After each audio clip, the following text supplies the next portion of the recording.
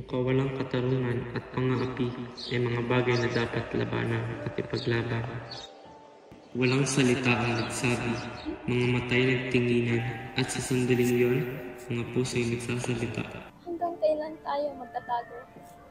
Maghintay tayo hanggang makapagtapos ako. Natatakot ako. Baka mawala ka. O mag-alala, mahal kita. Hindi kita pababayaan. Ikinarangal ko ay pagkalala si Senyor Crisostomo Bara. Siyang aking ninuturing na anak.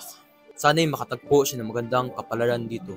Mabuhay si Ginoong Ibarra! Ang hindi gumagalang at sumusunod sa mga praile ay dapat nating parusahan. Ang mga filibustero ay kaaway ng ating pananampalataya at bayan. Dapat natin silang labanan. Namatay yung ama sa bilangguan. Nabilanggo ang aking ama. Karoon siya ng away sa loob at ang taong ito ay walang awa sa kanya. Mag-ingat ka kay Padre Damaso.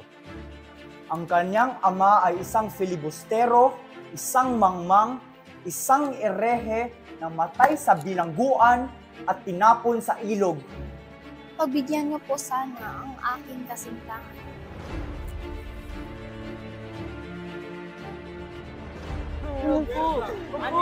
Tama na!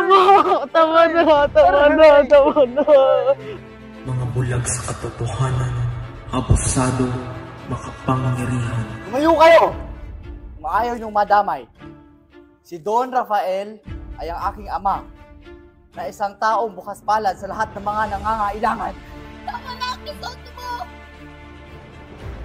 Crispin, Basilio, buhay pa ba kayo, diba? Nasaan ba kayo? Nakikita mo ba ang mga anak ko? Crispin! Basilio! Nasaan na ba kayo? Mga anak ko!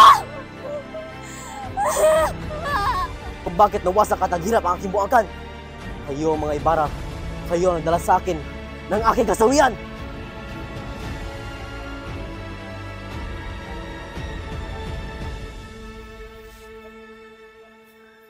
Ako'y naparito para humingi ng tawad sa iyo. Ngunit, sakyan ang ikamamatay ng aking puso. Ibibigay ko sa iyo ang iyong kapayapaan.